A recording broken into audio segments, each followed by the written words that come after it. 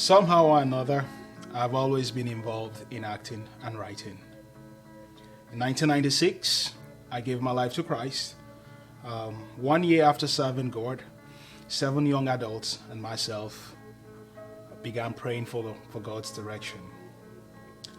3 to 4 months later, we launched out as a drama team, and we became part of a network of Christian artists with a vision of impacting the world via drama. In April 2008, I heard about a Christian filmmaker who was shooting a movie titled A Taste of Change. Without an audition, he asked me to play a role and to be involved in some pre-production work. The movie was to be shot in a different location, located 6 hours away from Abuja. So I decided to use a public transportation. Before leaving, I called my dad, my fiancé, and 2 other drama members just to let them know that I was on my way to this movie location. En route to the filming location, we the passengers realized that the driver was speeding. And although the passengers had begged him, to reduce his speed, he ignored us. 3 hours from my destination, the right rear tire of the bus blew out. The driver then slammed on the brake. This is an action that you as a driver shouldn't do. It's dangerous and it's reckless.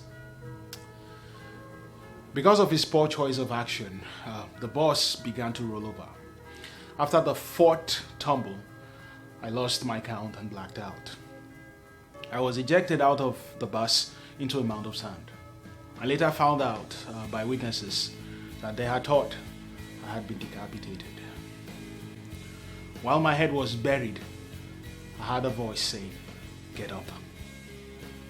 I am convinced that was the voice of God, since everyone had thought that I was dead.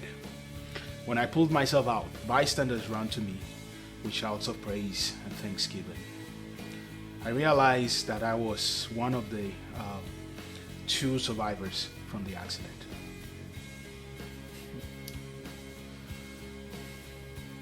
Within a split second, this event has changed my life. One moment, heading to go shoot a movie. The next, an accident victim.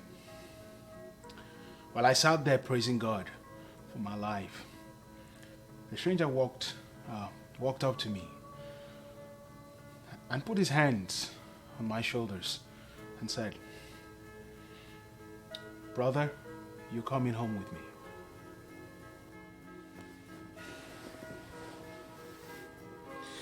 I looked at him and I was at peace with his invitation. Thus, I decided to go with him because the bus tumbled so many times. Bags, bodies were everywhere. As I left the scene, I stopped and prayed for the other survivor. After taking a shower at his home, I attempted to contact my parents. I was actually unaware that an emergency worker had found my cell phone on one of the dead bodies and assumed that I had passed. They called the same 4 people I had called earlier. After many failed attempts, I finally got hold of my father. When he heard my voice, he was surprised. He didn't know that I was actually the one calling, but he finally realized that I was the one calling after my normal way of laughing. And he said, "Nacasius, is this really you?" And I said, "Yes, Dad, it is me." And then he responded by asking, letting me know that an hour ago, someone had called, informing him that I was dead. And I told him, yes, I was involved in an accident, but I'm alive. I'm alive. As I was speaking with him, I could hear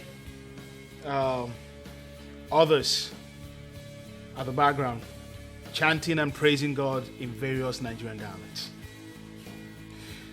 Well,